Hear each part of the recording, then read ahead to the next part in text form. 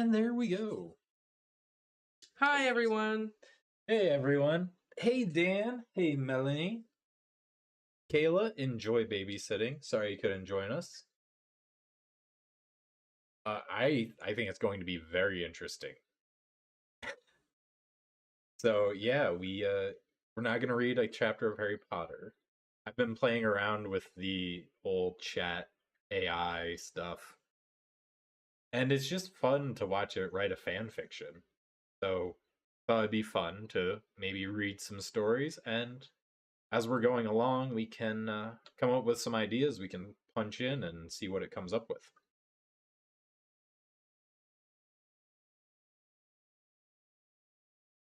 So, do you have any ideas of what we should start out with? I have no preference whatsoever. I'm sorry, I was typing something. Maybe we'll start out with the Slughorn at the Battle of Hogwarts. Sure. And then I punched in a couple of the ideas you gave me. I know, I was kind of spamming you at one point with ideas like, oh, do this, do this, do this. Because I was at work today, so I was like cleaning and doing animal stuff, and then I looked at my phone and I was like, AI fanfiction ideas? And I had to like switch from animal mode to Harry Potter mode, and for a while I was just like, I don't know. And then at some point I just was like, oh, what about this? What about this? What about this? What about this? What about this? What about this? That why you sent me the McGonagall Crookshanks love? Yeah, because we've talked about it on here multiple times.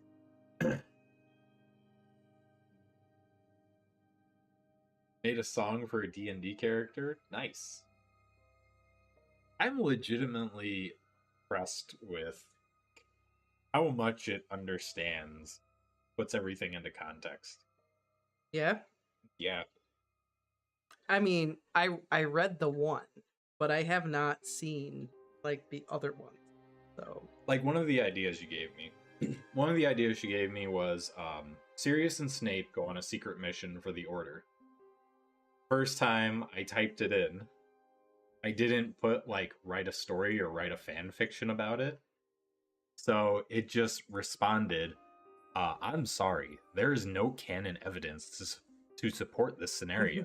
Sirius Black and Professor Snape are known to have a strong dislike for each other, and they were not part of the same organization. Sirius was a member of the Order of the Phoenix, while Professor Snape was a Death Eater turned spy for the Order. It is unlikely that they would have been chosen to go on a secret mission together. Like, all right. Just slow down. Snape loop? No, I could punch that in, though. We could definitely do that one. Hey, Anna. How is it going?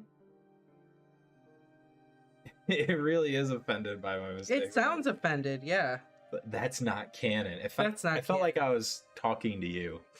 That's actually not canon. Well, Snape and Sirius would never do that. Doesn't matter, even if Dumbledore told them to. Yeah. I mean, yeah. But that's why I thought it was a great scenario, because I'm like, I want to just see what it does with that. Because if Dumbledore ever came to the two of them and was like, you got to do this together, they'd just be like, no. Oh my god. No. No, no, no. I won't do it, and you can't make me. Yeah.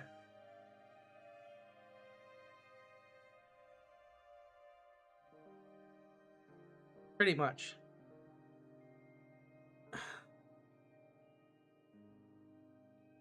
Gotta love logic. It's very Hermione. But yeah, we can definitely do the Lupin Buddy Up one. I think we should start out with the Slughorn at the Battle of Hogwarts. What actually happened with him during the Battle of Hogwarts?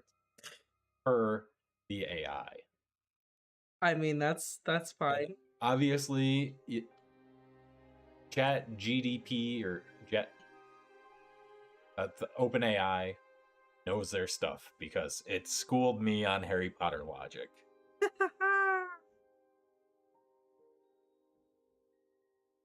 It's like it's in my brain. Is that it? I guess so. It might know more. Maybe we'll have to test. We'll have to do some like trivia. Maybe ask you some questions and ask it some questions and see how they overlap.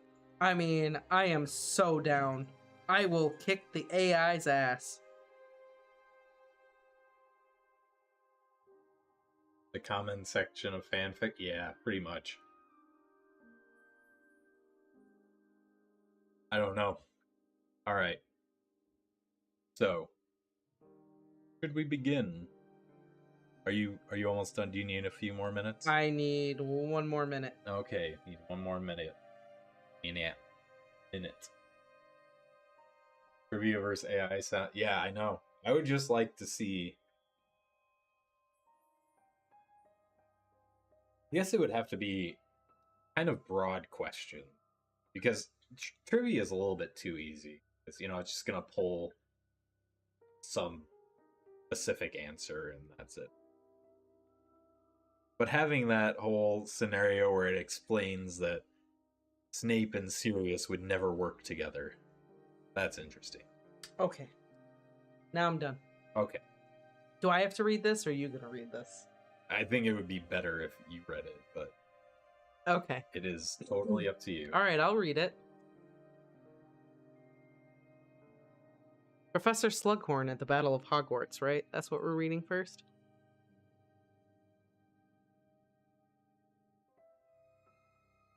What are you doing, Mike?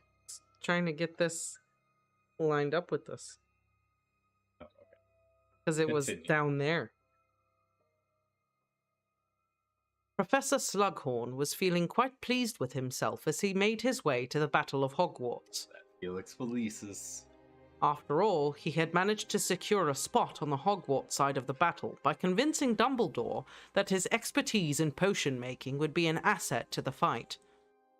But, as soon as he arrived at the battle, things began to take a turn for the worse. He quickly realized that potion making in the heat of battle was not quite as easy as he had imagined. Everywhere he looked, there were curses flying and spells being cast, making it nearly impossible to focus on brewing a potion.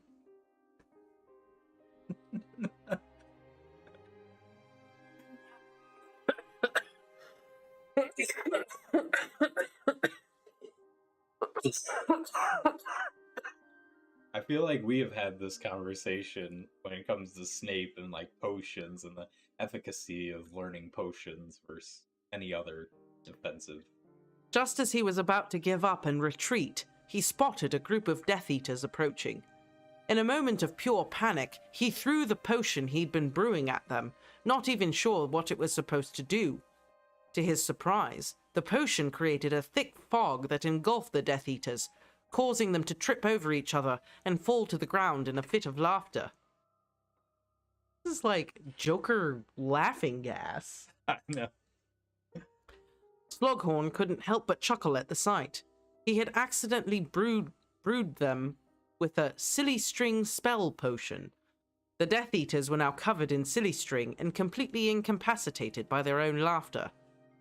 Feeling rather pleased with himself, Slughorn continued to brew more potions, each one causing even more comedic chaos on the battlefield.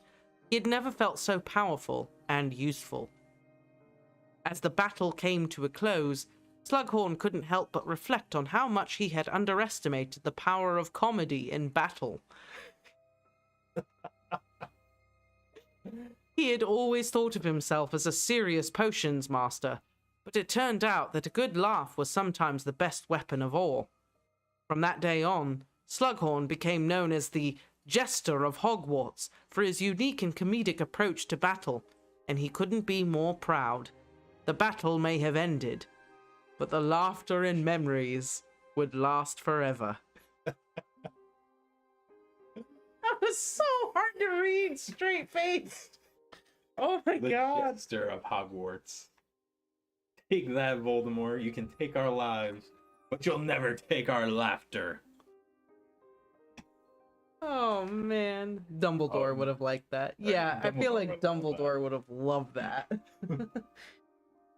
Dumbledore would have listened to this whole thing like, oh, this is great. Ah, yes.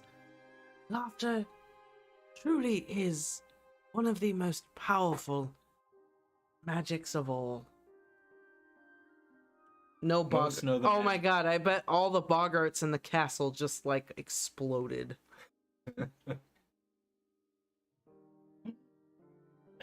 The tables turned. They're trying to think of a spell to make them stop laughing now.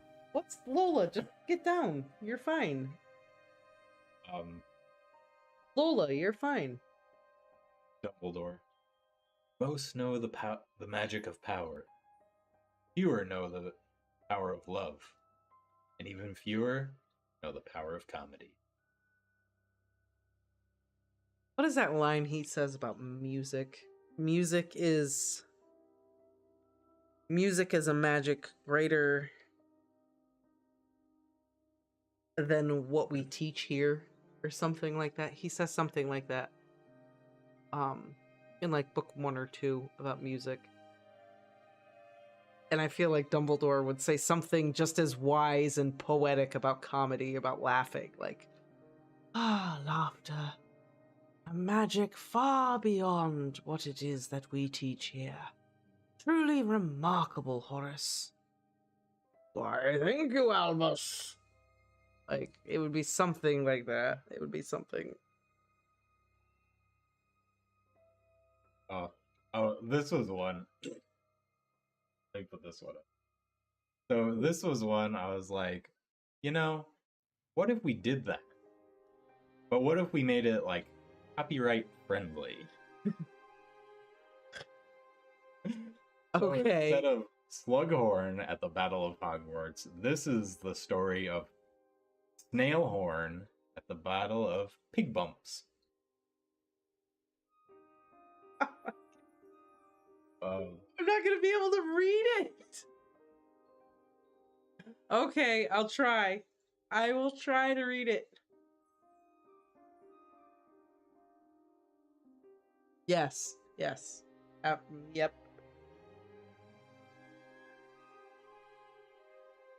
People know what I'm trying to say. People know what quote I'm trying to quote right now. Harry Potter, Book 1, Chapter 7.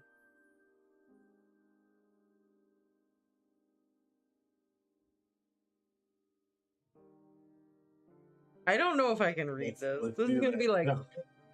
So everyone can see it. Snailhorn and the Battle of Pig Humps. Pig Bumps. Pig Humps. What? PG. PG. That is one thing. This AI will not do stuff that's like not PG. And everything always has to have a happy ending. I'm sure if I told it to write a tragedy, maybe we'll try that later. We'll write a tragedy and see how it does. Alright. Snailhorn at the Battle of Pig Bumps. Snailhorn, a curious and adventurous snail, lived in the Forbidden Forest with the other magical creatures. One day, while exploring the forest, Snailhorn overheard talk of a great battle that was about to take place at Pig Bumps, a nearby magical village. I feel like this is starting out as like a Disney movie. Being a brave and valiant snail, Snailhorn knew that he had to do something to help in the battle. He set off on his journey, determined to make a difference. Dan is feeling it. He's like, yeah, this is good.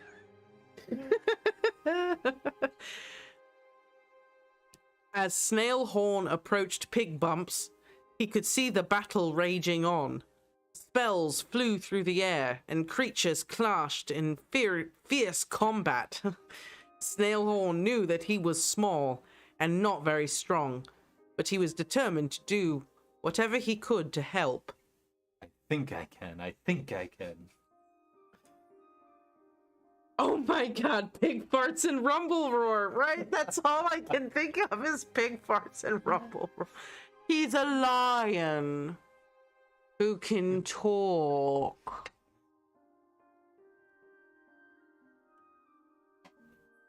Oh my god. Okay. Your ex-fiance loves snails? Like a weird thing to love in the animal kingdom. I mean, I don't hate snails or anything, but did she have one of those big, like, African snails that get, like, the size of my head? With all his might, Snailhorn charged into the battle, his tiny horns glowing with magical energy. The wizards and creatures were startled to see a snail joining the fight, but Snailhorn proved to be a formidable opponent. His horns proved to be a powerful weapon, deflecting curses and spells left and right. The battle was long and grueling, but Snailhorn never gave up. His determination and bravery inspired the other creatures to fight even harder. In the end, Snailhorn and his allies emerged victorious, having saved Pig Bumps from certain destruction. Snailhorn was hailed as a hero by all who had witnessed his bravery. From that day on, he was known as the Snail of Pig Bumps, and his legend lived on for generations to come.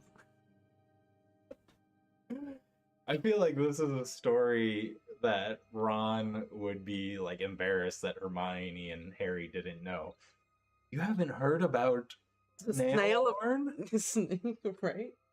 The snail of Pig Bumps? Ron, we've told you we grew up with muggles. Hey, Telmo. Oh my god. That snail as if it was the cutest thing in the world. That's...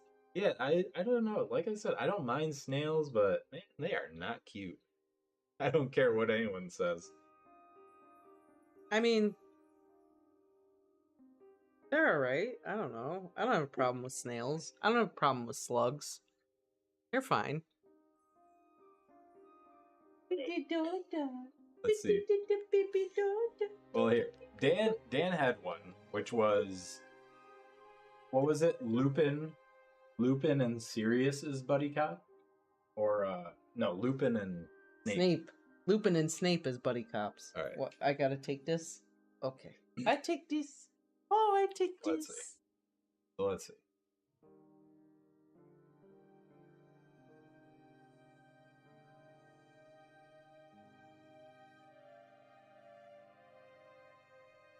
You wanna capitalize Snape? No, it doesn't matter. Well, you Actually, capitalize Lupin, so... Alright. Maybe I should put their full names too. Oh, Dan says that idea was actually mine. What, Dan? The buddy cop idea. Oh, okay. I was gonna say, I thought I said it was Dan's. But okay, I see. I still want to, like... Buddy cop, actually, what's the scenario?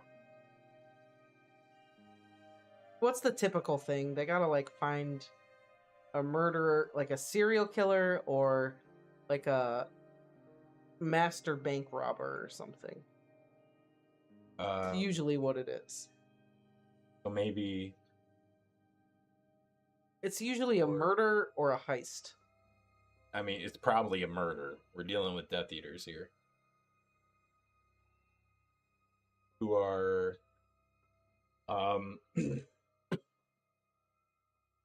Buddy cops investigating. Right? investigating the murder of who?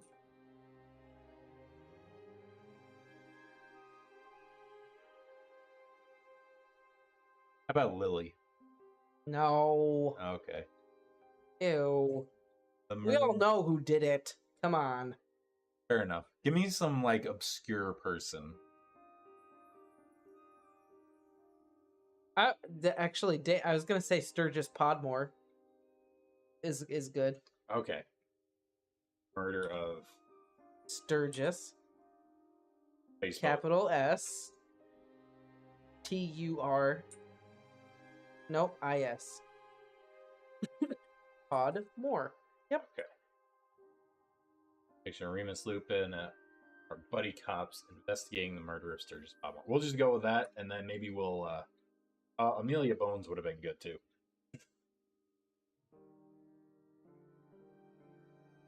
Oh, Lola smells so nice. We're the best buddy cops in the wizarding world. Oh my god. Uh,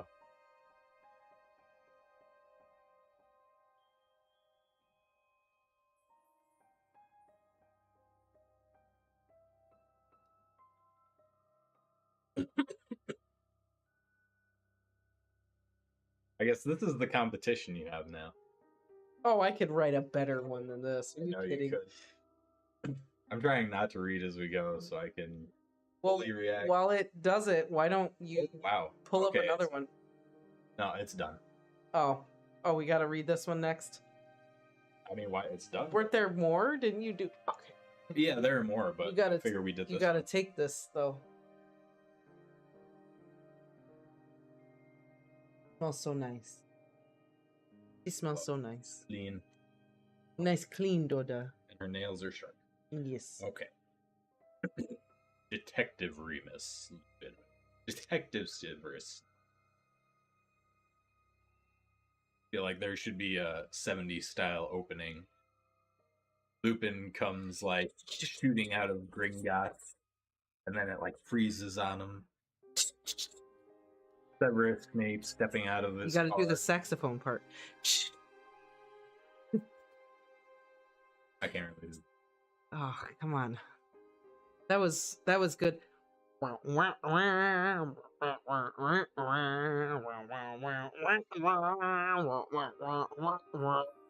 Law and order.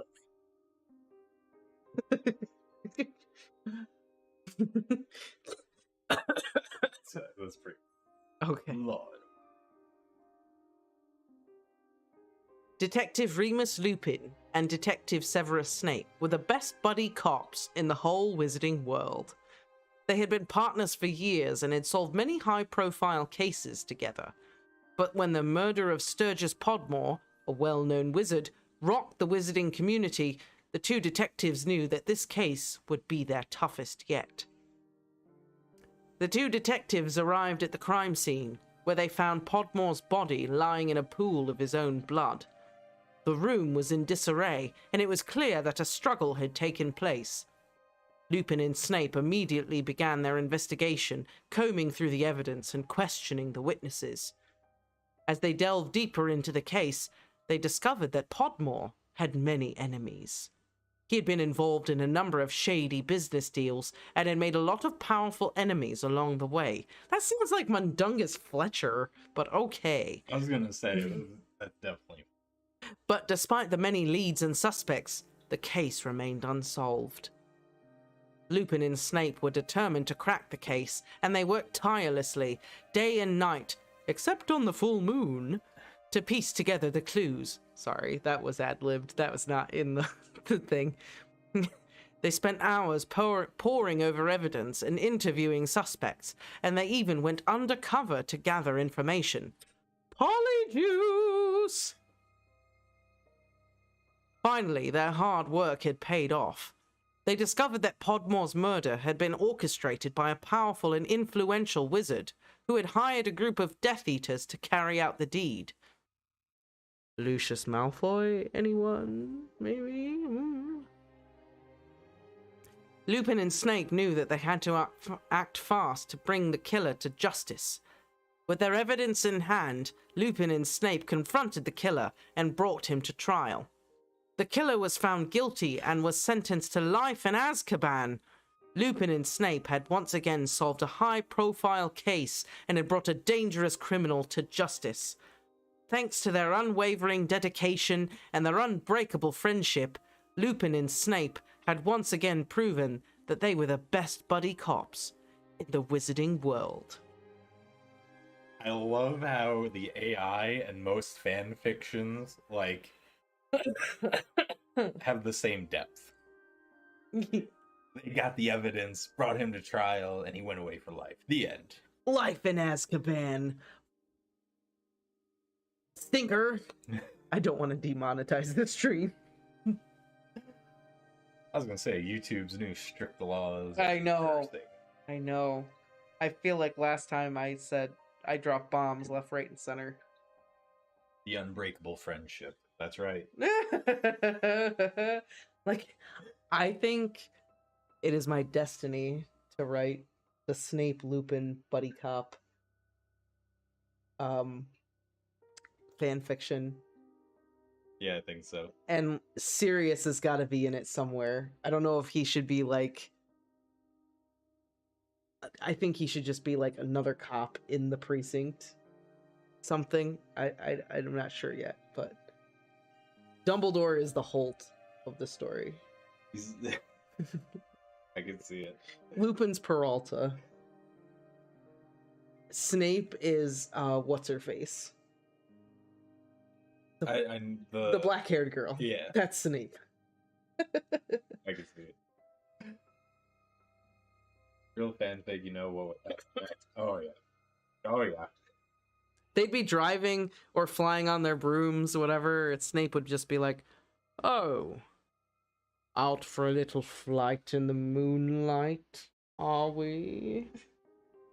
Shut up. Be great. Be great. I gotta write this. I gotta channel my inner Rowling and write this. All right, we got to think of another one. Don't we have other ones in here that we can read? Yeah, it didn't save them. Oh. So. All right. Just hey, someone give us a suggestion. How about that? And while we do that, actually, why don't we do romance about Dolores Umbridge. Oh god.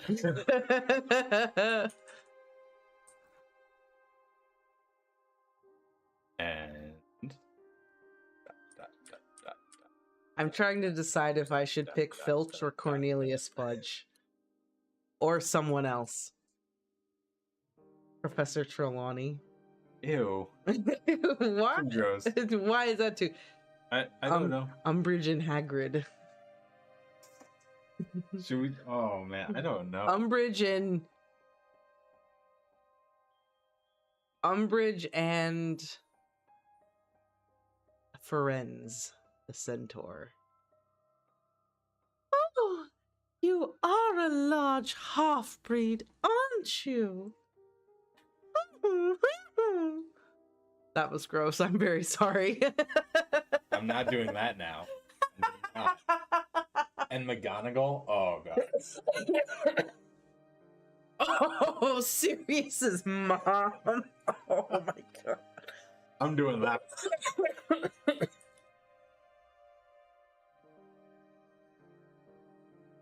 Oh god.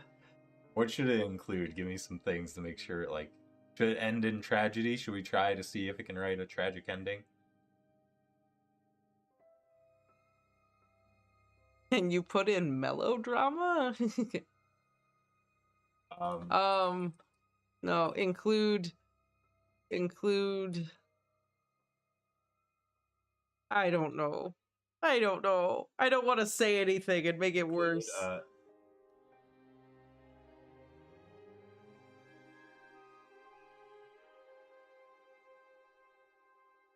Tragic end and a look. Like tone. There you go. Oh my god. It was a from the start. Oh, Rita Skeeter. I should have included Rita. We got time to do more. We can do a lot of these. It goes pretty quick. Please, Lex, I don't have alcohol.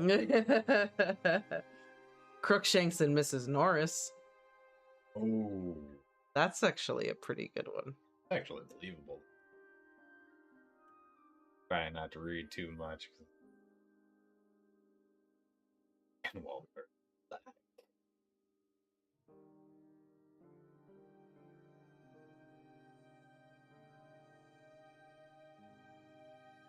Wow, this is like really long. Oh my god, I'm trying not to read it because it's good. Okay, there we go.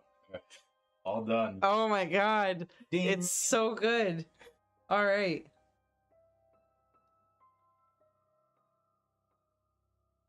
It was Crookshanks actually eating gabbers. It was a love that was doomed from the start. Dolores Umbridge, the strict and cruel professor at Hogwarts, and Walburga Black, the matriarch of the powerful black family, were from two worlds that would never collide. But fate had other plans. One day, while Dolores was on a walk in the Forbidden Forest, she stumbled upon Walpurga, who was visiting the family's secret garden. In the Forbidden Forest? Okay. The two women locked eyes, and something stirred deep within them. They started talking, and soon they realized they had more in common than they had ever imagined. I hate half-breeds too. They shared a love of order and tradition, and they both had a strong sense of right and wrong. They couldn't deny the attraction that they felt towards each other. They started meeting secretly in the forest, and their love grew stronger with each passing day. They were both happy for the first time in years, and they knew they were meant to be together. But their happiness was short-lived. Their love was discovered by the wizarding community, and it caused a scandal. The whole wizarding community! Oh my god, it was in the Daily Prophet. Fudge got wind of it. Fudge found out. Even in the Quibbler. Oh my didn't believe god. it at first. Zeno knew. Oh my goodness. Walpurga's family was outraged by her association with Dolores, and they forbid her from seeing her again. Dolores was shunned by her colleagues and students, and her career was ruined. Oh, it was ruined long before that. The two women were heartbroken, and they knew they could never be together. They decided to part ways, but they promised to love each other until the end of their days. Years passed, and Dolores and Walpurga never saw each other again. But they never forgot each other. Dolores died alone. Okay, that's believable. I'll bite. Dolores died alone, her heart broken, but with the memory of Walpurga's love etched in her heart forever. Walpurga too died alone, but with the memory of Dolores's love etched in her heart forever. Their love was tragic and forbidden, but it was also true and pure. They were two women who loved each other in a world that couldn't accept their love. But even in death, their love lived on as a statement to the power of true love, no matter how impossible it may seem.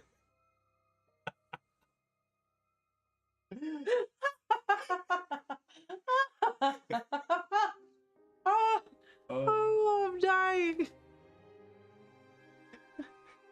Serious? We have something to tell you. Oh my god, no wonder he was like, James, let me move in! I can't take it anymore! Please!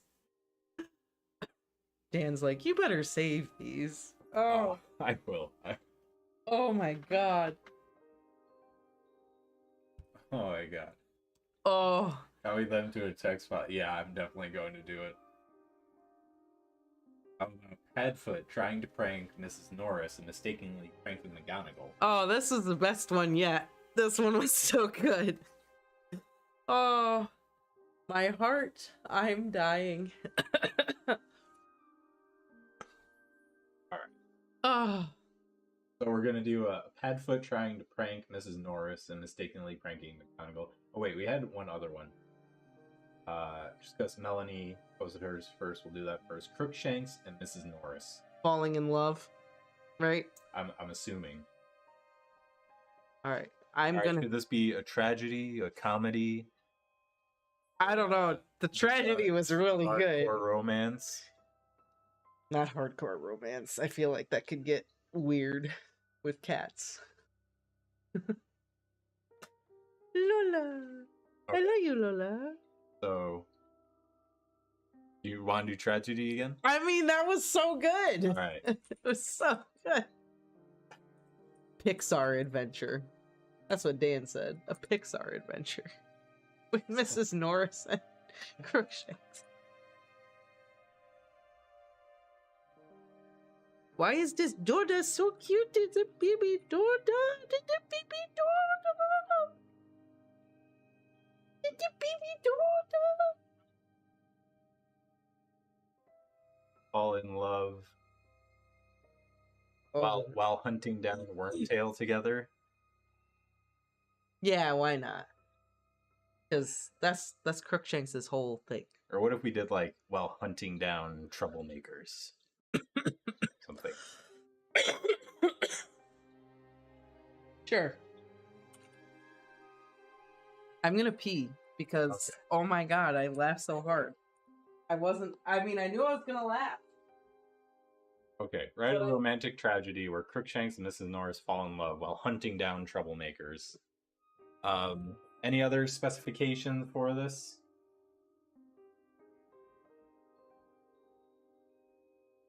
Oh, he is one dirty cat, Dan. He is a bad, bad boy.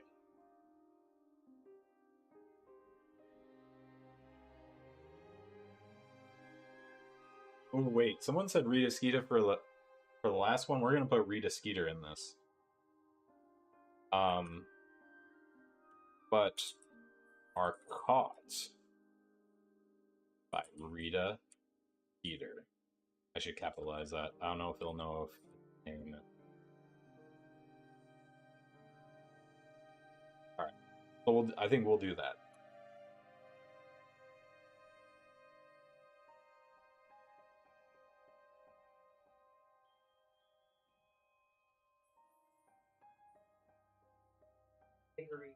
Something really. Oh man, I just read the first paragraph and this is going to be great.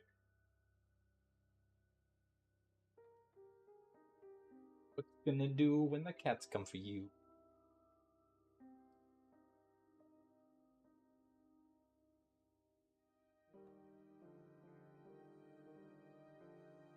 Hey, you ready for that? Crookshanks found himself admiring the way Mrs. Norris prowled the halls with such grace and determination.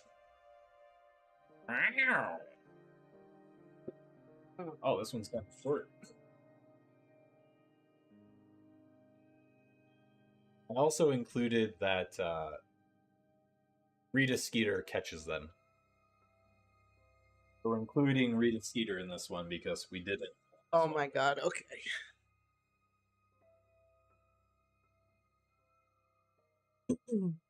Also, we can go over and put some of these into the art generating AI.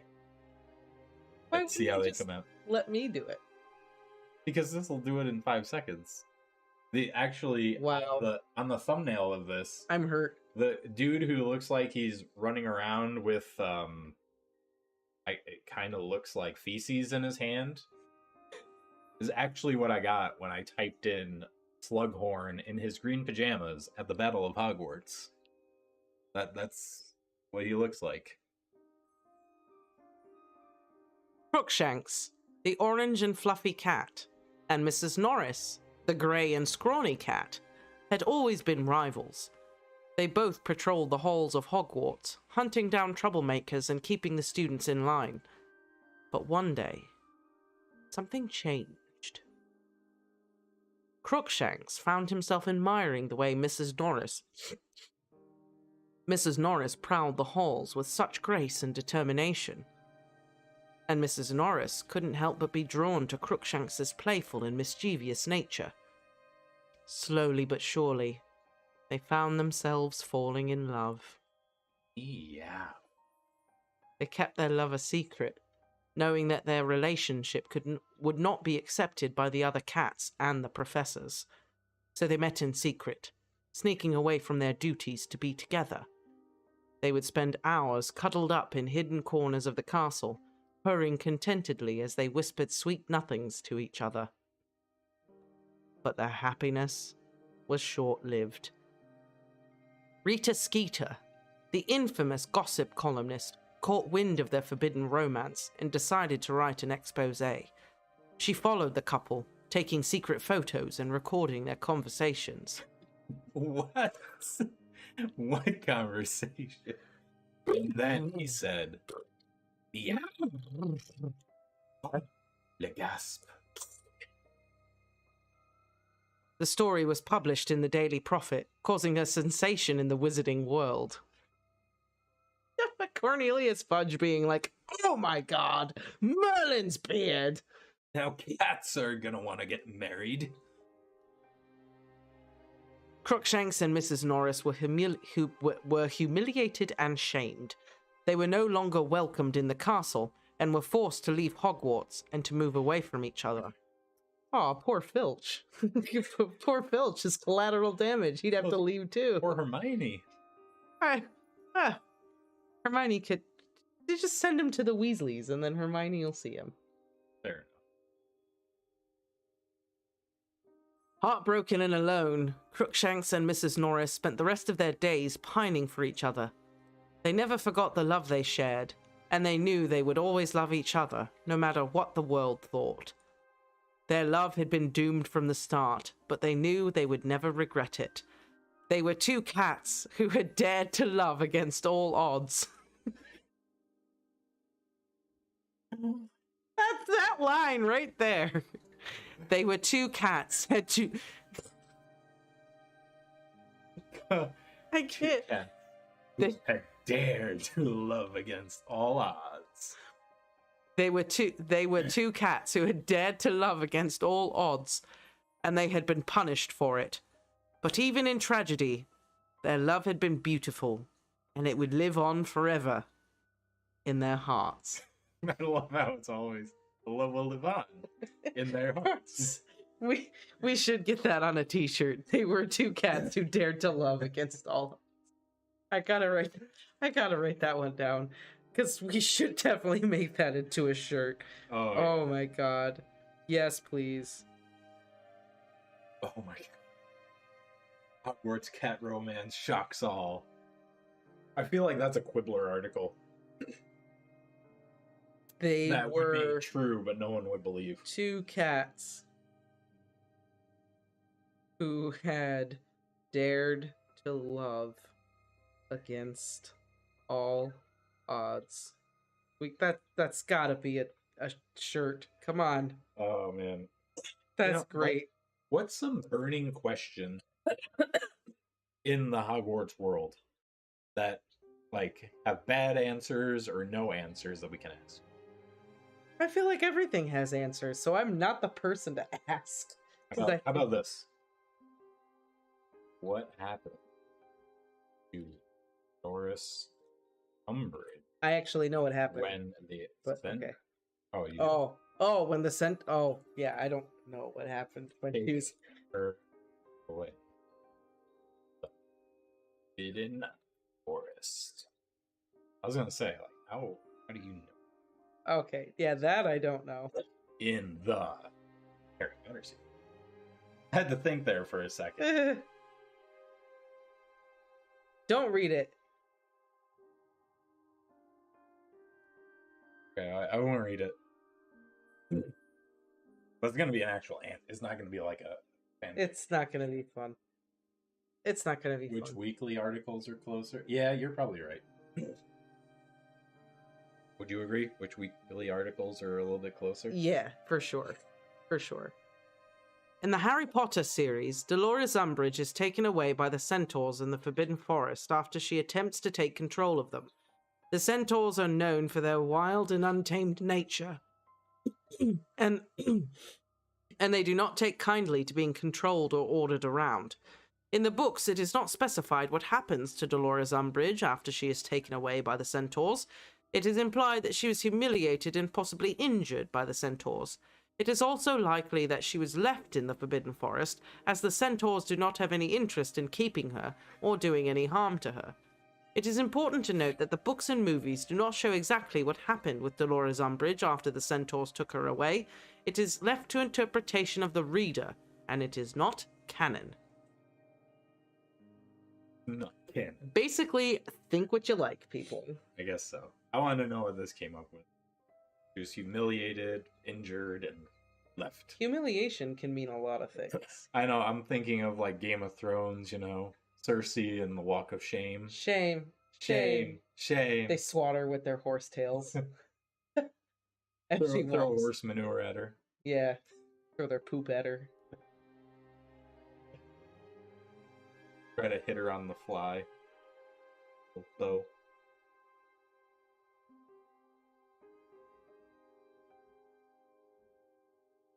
Yeah, that was really yeah. PG.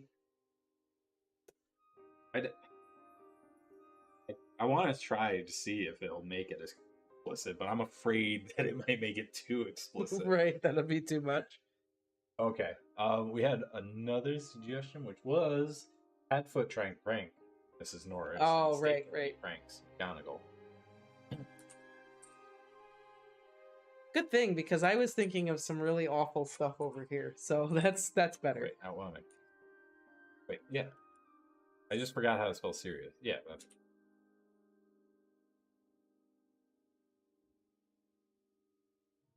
Sirius Black. So I'm not sure if he'll know what that, but name Sirius Black. Hatfoot's one word.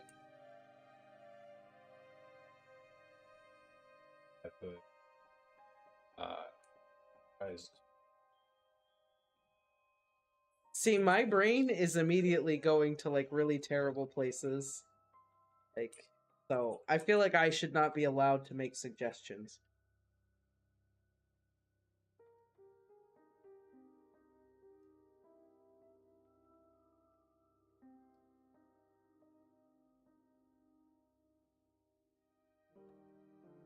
Yeah, okay. Oh, also, I have to.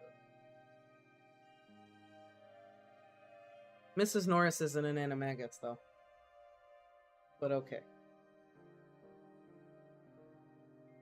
Fair. Anything else you want to add to this? Like, do you want to include anything like? Just say, while they are in their While they. Yeah, and animagus is singular. Animagi is plural.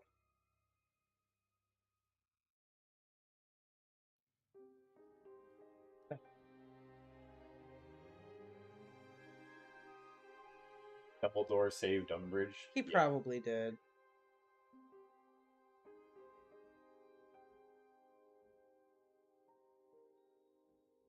I can't look at it because I just read it the whole time and then it's ruined.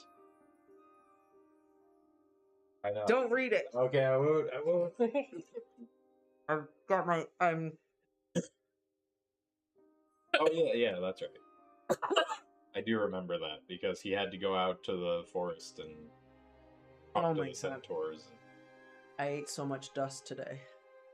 I should have worn a mask, and I didn't because I didn't know how dusty it was gonna be today. Like hay?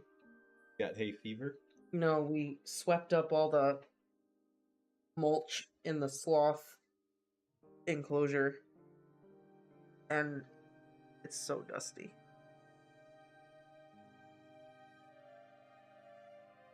Oh, are we done? Okay. Are we ready?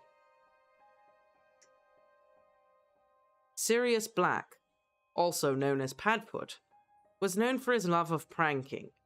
He had pulled countless pranks on his friends and enemies alike, but his favorite target was always Mrs. Norris, the strict and uptight cat who patrolled the halls of Hogwarts. One day, Sirius, in his animagus form as a black dog, decided to play his most elaborate prank yet on Mrs. Norris. He had been planning it for weeks, and was convinced that it would be the best prank ever. He snuck into the castle and made his way to Mrs. Norris's favourite spot, where she liked to nap. He placed a fake mouse, along with itching powder, right next to her. He was certain that she would be scratching herself for days. But as he was setting up the prank, he noticed that Professor McGonagall, who was also an animagus, was nearby in her form of a tabby cat. He thought nothing of it and finished setting up his prank. He then retreated a safe distance to watch the show. To his surprise, it was Professor McGonagall, not Mrs. Norris, who found the fake mouse and started scratching herself. Sirius could not help but burst out laughing as he saw the usually strict and composed Professor McGonagall rolling around on the floor, scratching herself fanatically. He couldn't stop laughing, and soon enough Professor McGonagall realized what was happening and joined in the laughter. She couldn't stay mad at Sirius for long, especially when he apologized and offered to help her get rid of the itching powder. That is not how McGonagall would handle that situation. No, not at all. Are you kidding? From that day on, Sirius and Professor McGonagall had a special bond, bonded by their shared love of pranks, even though she made sure he knew that pranking a professor is not appropriate behavior. From that day on, Sirius made sure to double-check his pranks' targets before pulling them. Just... McGonagall was way too nice. Yeah, no, that's not... She... No way. Like that meme, oh, you... Yeah. Like, no. Not even. Not even. It's better than biscuits. Biscuits, Black! Like, what? No. Get out of here.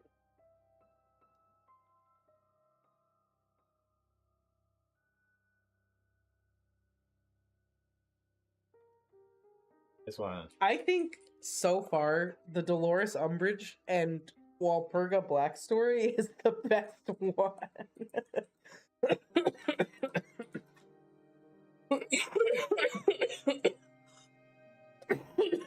I'm sorry.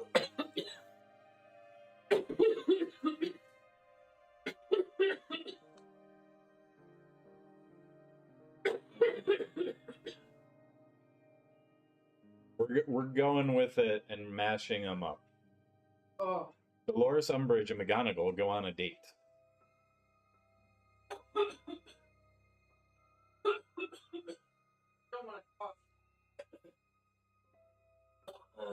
A damp squib? Oh my god. That's great. I've never heard that before, but I'm using that to describe a bad ending from now on. That was a bit of a damp squib.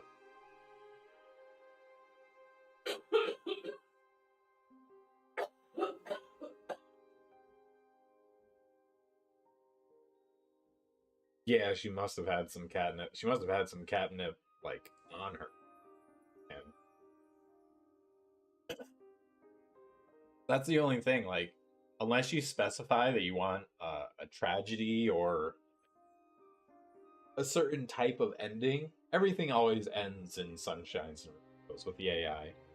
I mean, I don't blame it. Like, better safe than sorry, you know? Like, how many times are people gonna want a cheery ending and then get, yeah, then they all died.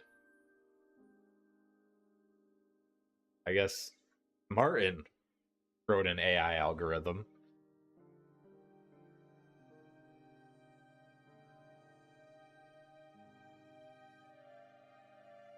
You okay in there?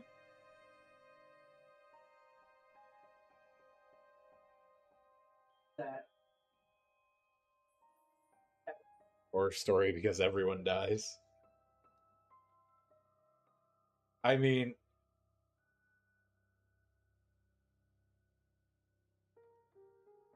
I was like, we should ask it to write an ending to Game of Thrones, but it's just going to regurgitate what the show did.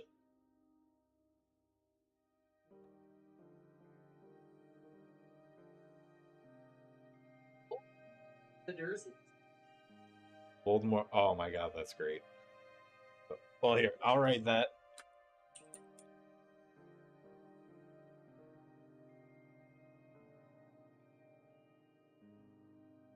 I can't type. Oh, I'm starting to get hungry. All right. Stuck. While that goes, and read the Dolores and Professor McGonagall love. And this one isn't a tragedy, so I think all works out in the end. Dolores Umbridge and Professor McGonagall, two of the most strict and uptight professors at Hogwarts, were not the likeliest of couples. They had always had a contentious relationship, with Umbridge constantly trying to undermine McGonagall's authority, and McGonagall fiercely resisting Umbridge's attempts to control the school. But one day, something changed. Umbridge and McGonagall found themselves locked in a supply closet during a surprise inspection by the Ministry of Magic. As they waited for someone to rescue them, they started talking, and to their surprise, they found they had more in common than they had ever imagined. They both loved Hogwarts and wanted what was best for the school. They both had a passion for teaching and a deep understanding of the wizarding world. They realized that they'd been too focused on their differences and had never taken time to get to know each other. When they were finally rescued, they exchanged numbers and decided to go on a date.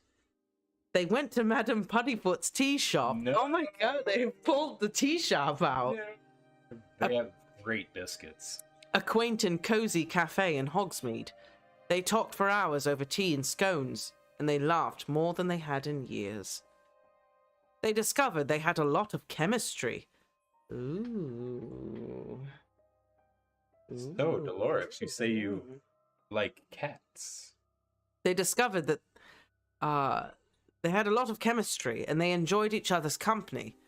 They both had a love for order and tradition, and they both had a strong sense of right and wrong. They couldn't deny the attraction they felt towards each other. That was exactly what it said for The other one. the other one. After that night, they started dating in secret, knowing that their relationship would not be accepted by the other professors and students. Okay, now it's What would plagiarism. What would Snape say? Oh my god. It's true, but we'll ask after. They would sneak away from their duties to be together, and they would spend hours talking and laughing. Their relationship was doomed from the start, knowing that it would be impossible for them to be together, but they knew they would never regret it. They were two professors who had dared to love against all odds, and even though it was a brief romance, it had been beautiful. And it will live And it would live on forever in their hearts.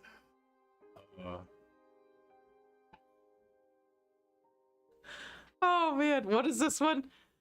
The Voldemort visits the Dursleys. visits the Dursleys. Yeah, that was... Come on, that was a good idea. Oh, yeah. All right. Voldemort, the Dark Lord, was not known for making friendly visits, especially to non-wizarding families. But one day, he decided to pay a visit to the Dursleys, the Muggle relatives of Harry Potter. He apparated outside the Dursleys' home and knocked on the door. Petunia, Vernon, and Dudley were surprised to see the infamous Dark Lord on their doorstep and were terrified. They quickly invited him in, not daring to refuse. Once inside, Voldemort began to look around, sneering at the Muggle decorations and furniture. Petunia and Vernon trembled in fear, while Dudley cowered behind the couch. You know, all this planning and stuff. Did Voldemort ever just try to go up and knock on the door? Voldemort then began to question them about Harry, asking them where he was and what they knew about him. The Dursleys, not wanting to anger the Dark Lord, lied and told him that Harry was away at boarding school. Voldemort, not satisfied with their answers, decided to use the unforgivable curse Cruciatus on them to extract the information that he wanted. The Dursleys screamed in pain as Voldemort tortured them, but they still insisted that they didn't know where Harry was. Oh, they would have given Harry up in a second. Are you Right? kidding? But they don't know where Hogwarts is.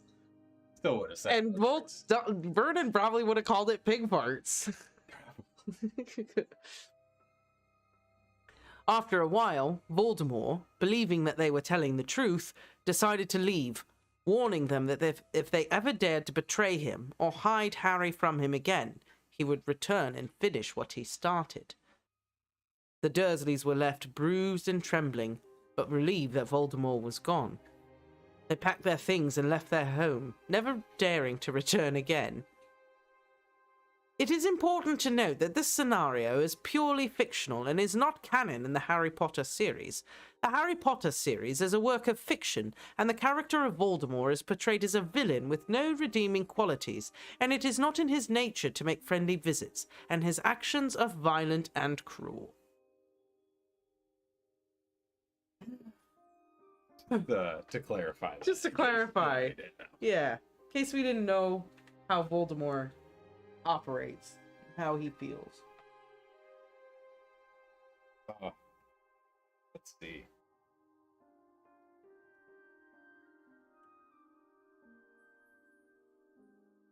the disclaimer. Yeah, I know, right?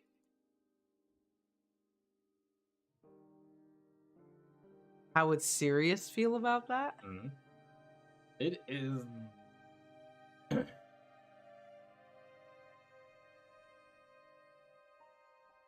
a deep hatred for the Dursleys. All right. It is likely that Sirius Black would be extremely angry and upset if he were to find out that Voldemort had visited the Dursleys and harmed them. Sirius had a deep hatred for the Dursleys, as they had treated Harry poorly and had been abusive towards him. He would also likely be furious that Voldemort had used the unforgivable curses on the Dursleys, as he had a strong moral code and believed in the importance of justice and fairness. He would likely see this as a cruel and unnecessary act of violence. Furthermore, Sirius would likely be worried about the safety of Harry and would want to ensure that he was protected from Voldemort's wrath. He would likely do everything in his power to keep Harry safe and make sure that he was not in any danger from the Dark Lord. In general, Sirius would be deeply concerned about the safety of his friends and family and would be willing to take risks and make sacrifices to protect them from harm. He would be determined to stop Voldemort and his followers and make sure that they paid for their crimes. Okay. All right, one more question for you. If McGonagall and Dolores... Wait. I had an idea, but go for it.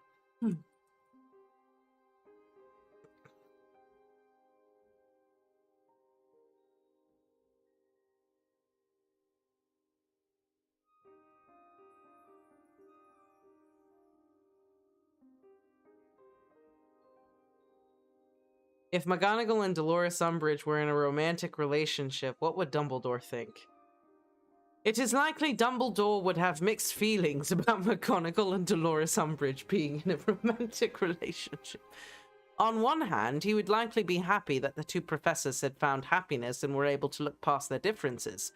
He believed in the power of love and would be happy to see two of his colleagues in a loving relationship. On the other hand, he would be concerned about the implications of such a relationship. He would be aware of the deep-seated differences in beliefs and ideologies between McGonagall and Umbridge, and would be worried that their relationship might cause conflict and tension within the school. He would also be aware of the negative impact this would have on students and the school as a whole. Additionally, Dumbledore would be aware of the impact their relationship could have on their professional lives, given that Dolores Umbridge had a reputation for being a strict, oppressive, and cruel person who had worked against Dumbledore's principles and ideas, and McGonagall was known for being a fair and respected professor who had always supported Dumbledore's ideas. All in all, it is likely that Dumbledore would be supportive of McGonagall and Umbridge's relationship, as long as it did not negatively impact the school and its students, but would keep a close eye on the situation in order to minimize any potential consequences. I don't agree with that. He would not be okay with it. See? Minerva, I've supported you in a lot of things. This I will not. I feel like a great scenario is Hogwarts staff meeting. Oh, Melanie gave us a good one, though. Andromeda and Narcissa meet after the war. Why do you want to make us sad? But okay. That's gonna be sad.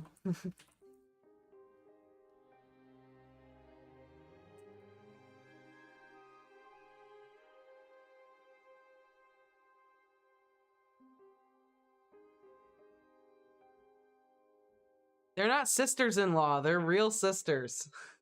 They're actual sisters, but okay. Well, there we go. We now know. Who knows more? Staff meeting with Lockhart. Oh my god. Staff meeting with Lockhart. Staff meeting with Quirrell. With Voldemort just on the back of his head just being like... Kill them, Quirrell. Can't. It's a staff meeting. Staff meeting with Lupin, with Snape just being like, I would like to say something. Severus? Never mind. Just seems that I saw Lupin wolf calling earlier today. The wolf whistling. Andromeda and Narcissa Malfoy were sisters-in-law from two very different sides of the wizarding world. Not true. Andromeda was a member of the Black family, one of the oldest and most prestigious pureblood families in wizarding society, but she had broken away from her family's extremist beliefs and had married a muggle-born wizard, Ted Tonks.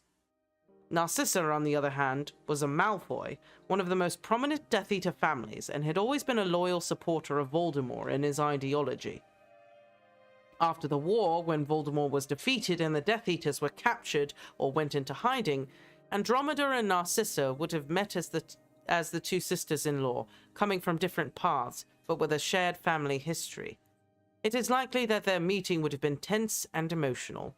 Andromeda would have been deeply saddened and disappointed by Narcissa's actions and beliefs, while Narcissa would have been shocked and disillusioned by the defeat of Voldemort and the downfall of her family. They would likely have had a difficult conversation, with Andromeda expressing her disappointment and anger toward Narcissa's actions, and Narcissa trying to justify her actions and beliefs. They would likely have a hard time understanding each other's perspectives, but they would also likely have shared some moments of understanding and compassion. Aww. I mean, Andromeda literally lost her child and her husband. Yeah. And then had to raise her grandson by herself. But in this scenario, she has Narcissa. Narcissa didn't lose anyone. Yeah. And no one went to jail. Yeah. And they kept their money. Did they keep their money? Yeah, they kept all their shit. Oh, okay. So... Not even a fine or something? Oh, I still have all that centuries of Malfoy wealth. Oops, fair. I mean, one Malfoy proposed to Elizabeth I. Fair enough. She turned him down. Good. Good on her. Was that really a loss, Melanie, though? Like, they lost Bellatrix. Was that really a loss? I feel like they both felt like they lost Bellatrix a long time ago. In all seriousness, like, they probably thought, like, Bellatrix was gone before she actually died. Saying. Maybe that's how they bonded. They celebrated it. Oh, thank God she's gone. The family reunions are going to be so Ding much less dong, the awkward. witch is dead. Witch, old witch, the wicked witch. Ding dong, Bellatrix is dead. Exactly.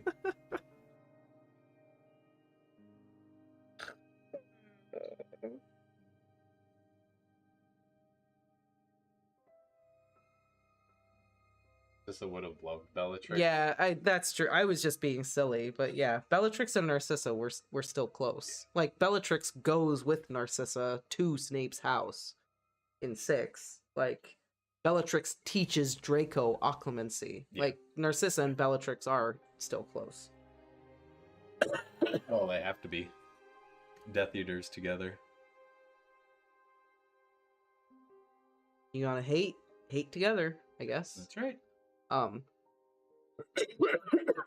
Oh, I saw a fox the other day. On my way to work, I saw a fox, like, early in the morning. Oh? It was cute. You didn't hit it, did you? No, it was, like, way further up the road. It ran across the road, and then as I slowed down because it ran across the road, and then I watched it, like, run up a hill over that way. Oh, nice. It was a little fluffy tail. So cute. I'm out of ideas. What other ideas do we have? Hogwarts staff meeting. That was like. Meeting? Did you put like an include certain characters? Like, I don't know if that would. With let's just do Dumbledore. Gotta have Dumbledore. Gotta have Lockhart, Lupin, McGonagall. McGonagall, Snape. And let's add one more. And Filch? He's not a professor. Squirrel. Slughorn. Oh, and Slug. You didn't capitalize the first G. In McGonagall.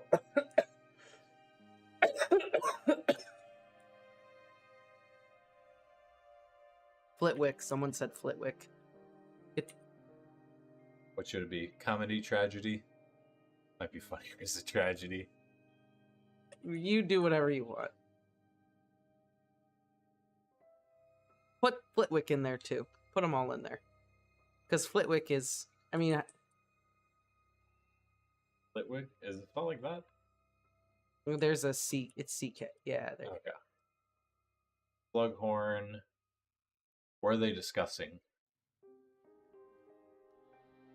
I don't know. They're discussing Hagrid. Put Hagrid in there too. Put Hagrid in there too.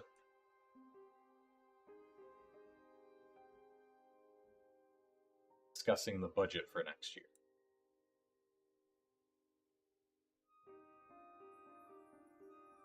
Oh my god.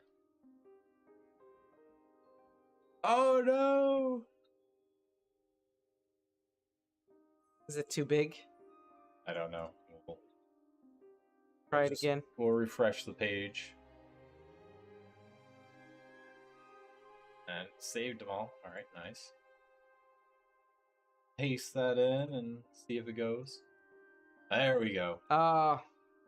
Look, it's just went with it. This.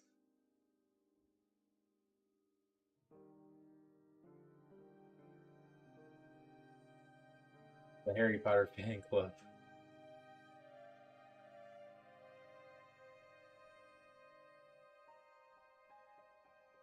Yeah, I realize we gotta put that in story, or I usually specify what kind of story finding comes up with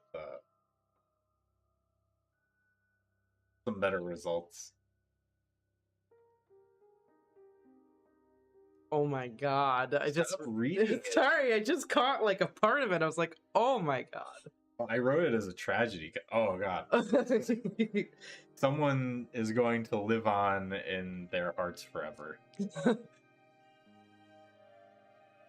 It was a typical Hogwarts staff meeting, with Dumbledore, Lockhart, Lupin, McGonagall, Flitwick, Snape, Hagrid, and Slughorn gathered round the conference table in the headmaster's office. They were discussing the budget for the next academic year and trying to come to a consensus on how to allocate the resources. But tensions were high, as they all had different priorities and ideas on how to use the limited funds. Lockhart, the new Defense Against the Dark Arts professor, was pushing for more resources to be allocated to his department, while Lupin, the new Professor of Defense Against the Dark Arts, Co-professor? argued that more melted the AI. argued that more resources were needed for the care of the school's magical creatures. McGonagall, the deputy headmistress, was trying to mediate the discussion, but her efforts were in vain, as the disagreement between the two professors escalated into a heated argument. Flitwick, the charms professor, and Snape, the potions professor, tried to intervene, but their suggestions were ignored. Snape. Philip Snape. I feel Why are you even here? I feel like that's... Yeah, yeah. Go make a silly string potion or something. Hagrid, the keeper of keys and grounds, was feeling left out of the discussion and voiced his concern about the lack of resources allocated to his department. Slughorn, the professor of potions, tried to intervene, but was also ignored. Potions professors just don't count. No one cares. As the argument reached a boiling point, Dumbledore, the headmaster, tried to intervene and bring the meeting to a close, but it was too late. In the midst of the heated argument, a magical accident occurred, resulting in a powerful explosion which killed all the staff members present in the meeting. There it is, Dan. Everyone dies. The end. It's what? Also because Dumbledore tried to do something. It's like his family all over again. Dumbledore PTSD moment. Not again. Not again. Oh my god. The tragedy of the meeting was felt throughout the wizarding world, as many of the staff members were respected and well liked, and their loss was deeply mourned. It was a devastating reminder of the dangers of division and the importance of coming together to find a common solution, even in the face of limited resources. It is important to note that this is a fictional scenario and not part of the canon of the Harry Potter series. A Harry Potter series is a work of fiction, and the characters are portrayed with positive attributes, and the story is not meant to be taken as a representation of real-life events. Positive attribute. Okay. You read Snape's character, come on. Snape has a lot going for him. You stop.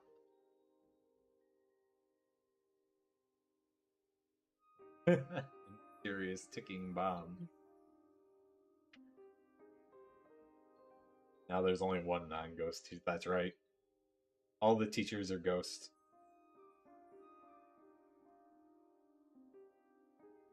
The fact that Dumbledore tried to intervene and then everyone died. I'm like, oh my god, it's just like what happened with his family. Oh my god. Oh my god. First his family, then his work family. Maybe you are the cursed Dumbledore. Maybe that's it. Maybe it wasn't Voldemort. Maybe it was you. The whole time. How about we do a Game of Thrones suggestion? Okay. And then we'll end it on that. Yeah, because, we can do a Game of Thrones suggestion. Switch it up a little bit. All right. The last one. Oh my god. I'm getting, like, House of the Dragon, like... No. We can do House of the Dragon, too. Well, I was gonna say something like... Damon and Jamie talk about how much they love their family.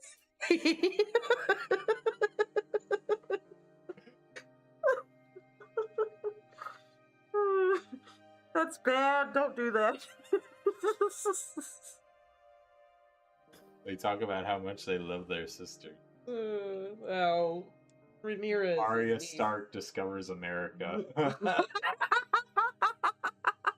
actually really fun. Oh, okay. So good. What type of story should it be? Should it be a tragedy? Comedy?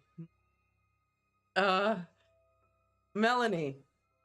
Tragedy or comedy? Because that's great. I love it. You decide, Melanie. You tell us. Tragedy or comedy?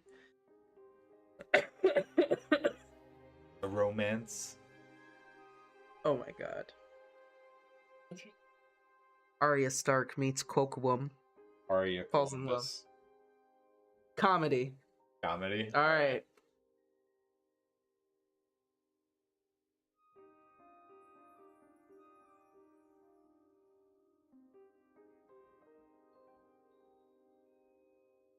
Alright.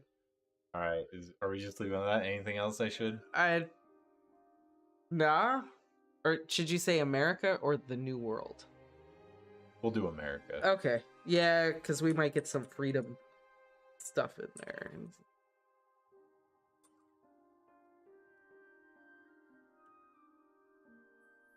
Okay. Alright, so we're good on that? Yeah, go for it. Just see what it says. Moments.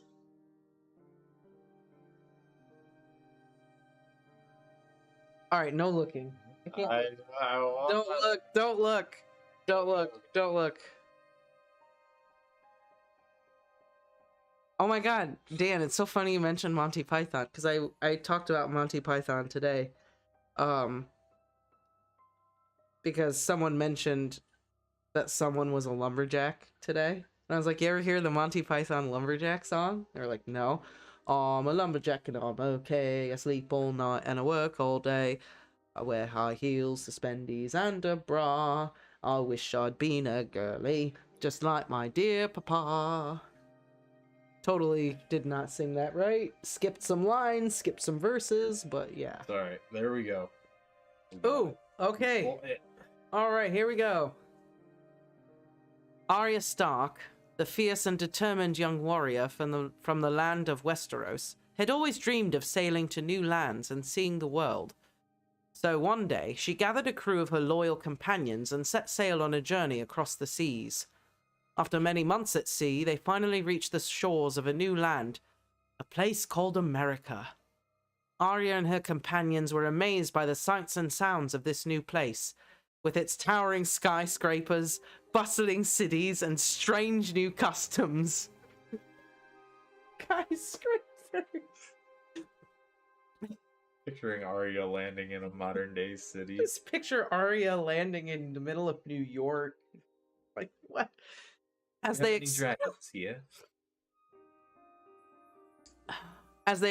this new land, they encountered all sorts of strange and amusing characters, from cowboys and Indians to hipsters and yuppies.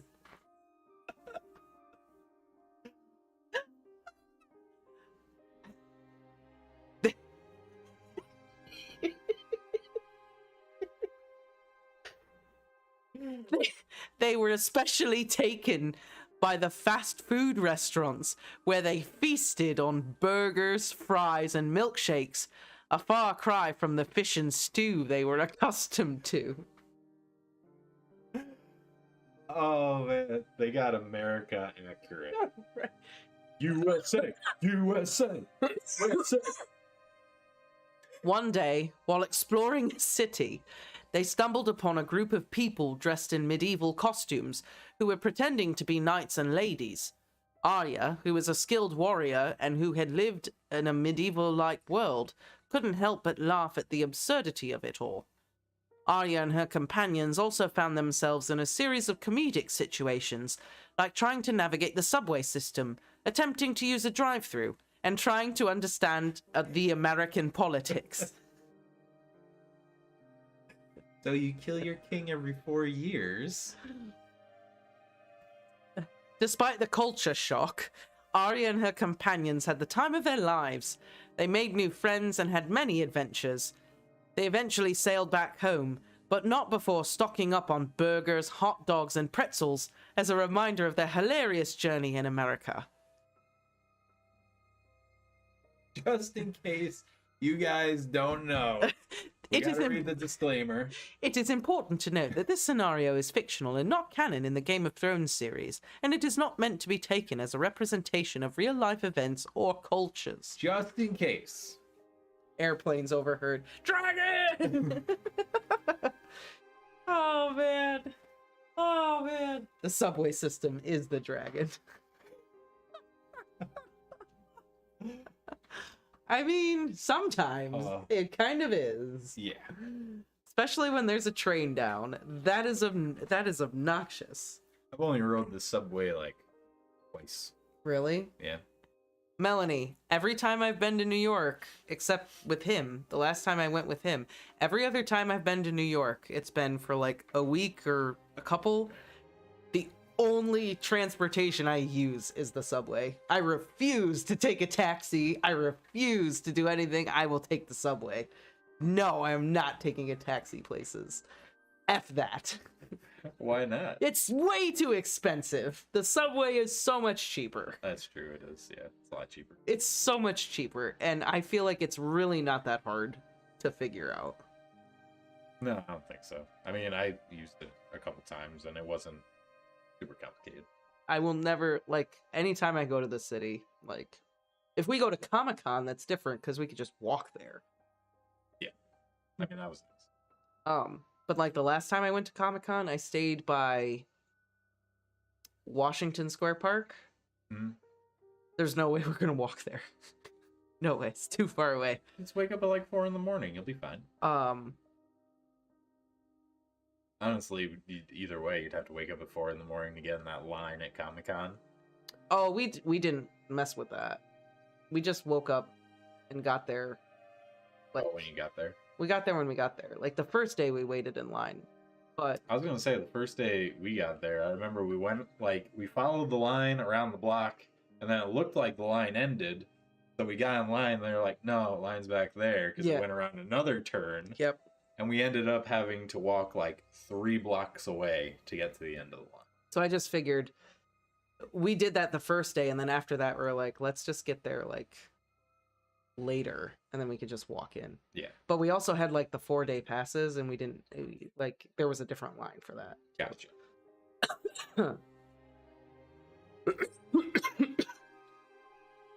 I mean, that's not a bad place to find yourself. Melanie, I get it. I actually don't blame you. The bus isn't bad either. Like, I'd take the bus. But I'm just like, the subway every time. I'd take the subway in a heartbeat. Look, I don't care as long as I don't have to drive in the city. That's what I'm I saying. did it once by accident. I mean, I have taken a taxi before. It's just ridiculously expensive. It's just not worth it. Just take the bus, take the subway. It's so much cheaper. At this point, just take an Uber. Never took the subway in Rome. I have the subway in Moscow though, awesome. Yeah. The subway in Moscow is literally the best subway ever. The metro system. Okay, first of all, the main line is just a circle, and all the other lines are just chutes out from the circle that just go all the way to the end and come back. So Actually, you literally no. just get, like, you just wait till you get to where you need to go, take that line, and then get off on the stop you need to. Plus, it's all marble and statues and mosaics, and, like, it's beautiful in there. Chandeliers and stuff. I actually know what it looks like because I read the Metro series. You read the books, Yeah. right? Hands down, best underground system I've ever been on. Maybe there's better ones. I haven't tried them all, but that one was my favorite so far.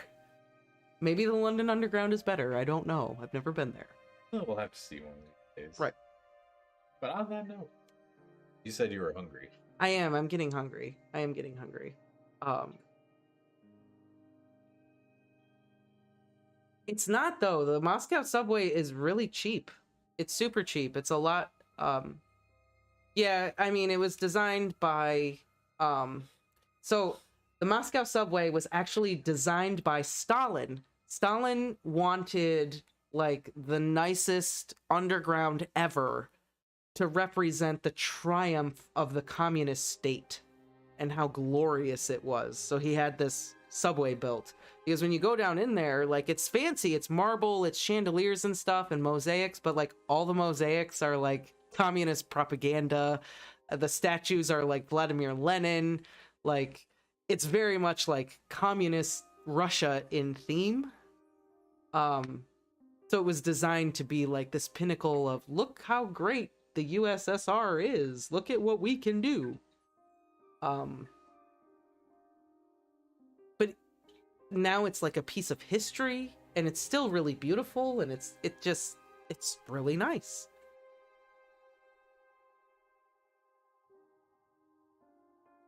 Yeah, maybe Gilded Cage. I mean, I guess you could think of it that way.